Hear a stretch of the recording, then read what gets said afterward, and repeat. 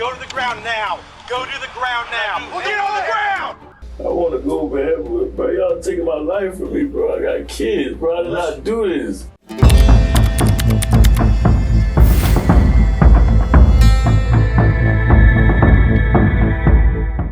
Vivian James, 49 years old, lived alone in the Cedar Hills neighborhood of Jacksonville, Florida, in a quiet house on Glen Allen Court.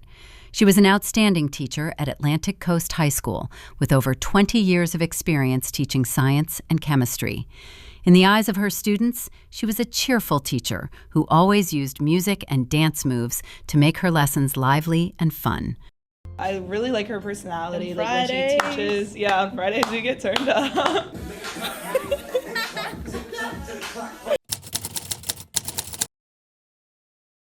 Vivian, are you okay? You don't have to talk, just respond yes or no. Her phone was off the hook. Terry Crawford, Vivian's close friend, noticed something unusual when she received no messages or return calls from her since Christmas night. Normally, Vivian always replied quickly, even if it was just a smiling emoji or a short note. She's on the floor. It looks like there's some blood. Please send somebody. The police immediately sealed off the crime scene at Vivian's house. What stood out as particularly unusual was that several of the victim's belongings were missing, including her green Toyota car, laptop, camera, phone, and credit cards. Immediately after confirming the case, the police quickly began tracking the missing blue Toyota Camry in an effort to identify the suspect responsible for the crime. Officers used fixed license plate recognition systems to scan and locate the victim's vehicle. Just a few hours later, they confirmed that the victim's Toyota was parked at the Hospitality Inn Hotel in the West Side area. Police officers quickly coordinated with a patrol unit that was already on duty in the area to surround the vehicle and prevent it from leaving. At that time, Zebulon Perkins was sitting in the passenger seat of the car while his wife was driving and their young child was seated in the back. At 2:15 in the afternoon, Perkins was restrained and arrested at the scene. Officers also recovered several of Vivian's belongings, including a laptop, a phone, and her school teacher identification card. The interrogation process began immediately after Perkins was taken into custody. When he met with the officers, Perkins appeared fairly calm. The challenge for the police and detectives during the questioning was that, although they suspected Perkins of being the perpetrator, they still had to maintain an objective and open-minded attitude, acknowledging that he could still be innocent and uninvolved in the crime. When the police asked Perkins where he had gotten the blue car and why he had it, he claimed that he had bought it from a friend named Rashad Simmons. I purchased the car for $1,100. I was getting it for my wife, my fiance, for Christmas. When detectives asked if he recognized the house, Perkins answered almost immediately. He said it was Vivian's home. According to Perkins, Vivian's house was only 3 houses away from his own. When he was younger, she had occasionally hired him to sweep leaves in her yard. In other words, Perkins was not only familiar with Vivian, but also with her home. But just a few moments later, one detail began to catch the detectives' attention. When they asked why he could recognize Vivian's house right away, yet failed to recognize her car while driving it, Perkins couldn't provide a convincing explanation. He insisted that he knew Vivian and knew her house, but claimed that he had no idea the belongings inside the car belonged to her. At that point, his story began to sound increasingly questionable. Because according to Perkins, he had bought the car as a gift for his girlfriend. Yet when officers searched the vehicle, many personal belongings belonging to someone else were still inside. And for the detectives, that was not a detail they could simply ignore. As investigators continued reviewing the evidence connected to Perkins, they discovered something that made his story much harder to explain. Inside the hotel room where Perkins was staying, police found Vivian's identification documents placed under a lamp in the bedroom. When detectives asked how those documents ended up in his room, Perkins did not completely deny it. Instead, he offered a different explanation. According to Perkins, Rashad Simmons was the one who put them there. In police interrogations, this kind of reaction is quite common.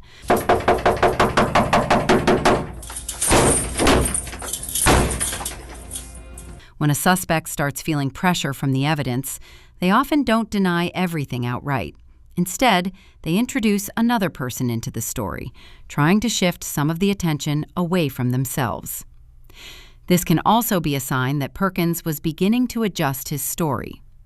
At another point during the interview, detectives decided to mention the case more directly. They told Perkins that a woman had been murdered inside her own home. Perkins reacted immediately. We have a lady that was murdered in her house. That's a good friend of mine. That's to a good the point friend of where yours. she consoles me. Why would I do that? I'm not saying you did. At that moment, Perkins had not been charged with murder. He had only been arrested for dealing in stolen property. But it was becoming clear that Perkins had started to realize the investigation was slowly moving closer to him.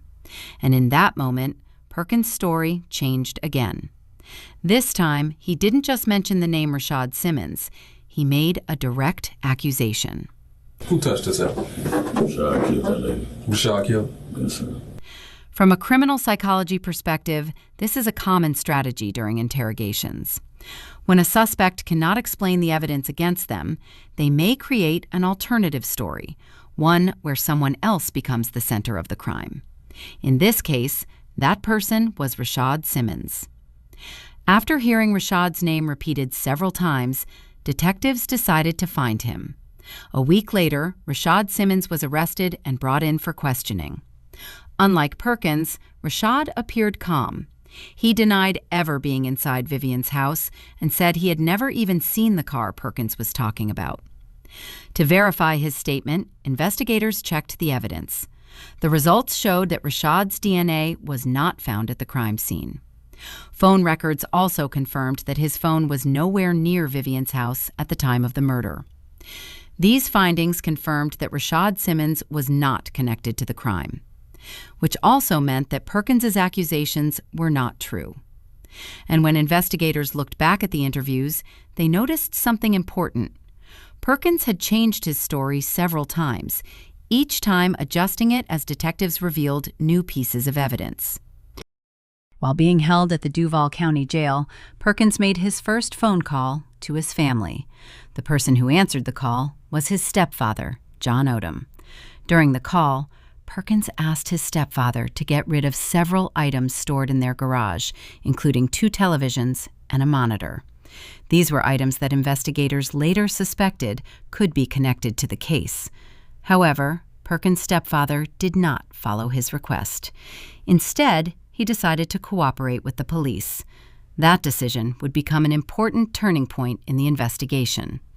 Along with a pair of sweatpants belonging to Perkins that were stained with Vivian's blood, and Perkins' DNA found under Vivian's fingernails, investigators now had enough evidence to prove that Perkins was the one who killed her.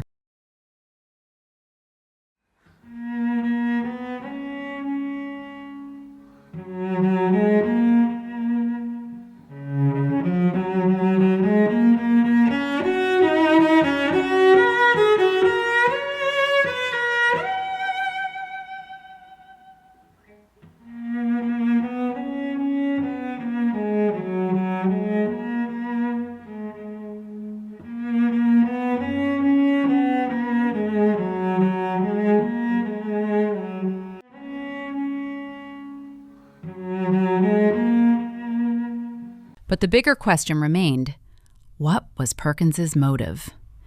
Vivian was not just someone Perkins knew. She was also considered a mentor figure, someone he had previously turned to for advice. So what could have driven a man to kill the very person who once tried to help him? Was there a conflict between them? Or was this simply a murder committed during a robbery? About 18 months after being imprisoned, a new detail began to emerge. Perkins reportedly told other inmates that Vivian was not his first victim. According to those statements, before killing Vivian, Perkins had already caused the death of a woman named Leah Ann Klein. The incident reportedly happened in a hotel. The two had an argument, and during that confrontation, Perkins caused Leah Ann Klein's death. He then disposed of her body in a trash container.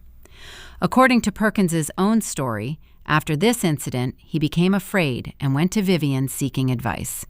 But instead of helping him hide the crime, Vivian told him that he should turn himself in to the police. That moment may have become the motive behind Vivian's murder, as Perkins allegedly killed her in order to hide his earlier crime. To verify the information about Leah Ann Klein, investigators began retracing the timeline before Vivian's death. They discovered that there had been no confirmed signs of Leah Ann Klein being alive after that time.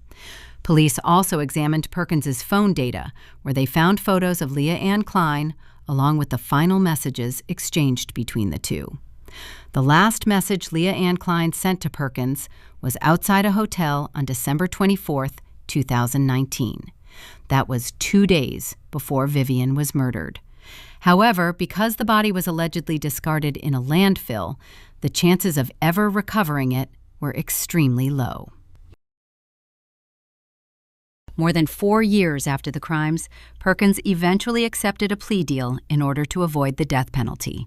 He was charged with 2 counts of first-degree murder. 70 years in prison. That is the sentence handed down to a Jacksonville man accused of killing an Atlantic Coast high school teacher and another woman back in 2019.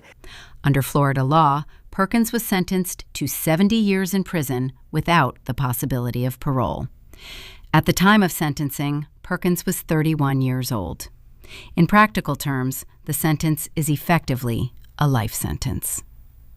What made the case even more disturbing was Perkins' reaction in court. He showed no visible remorse and offered no apology to the victims or their families. Sometimes the deepest harm does not come from strangers. It comes from the very people we once trusted the most.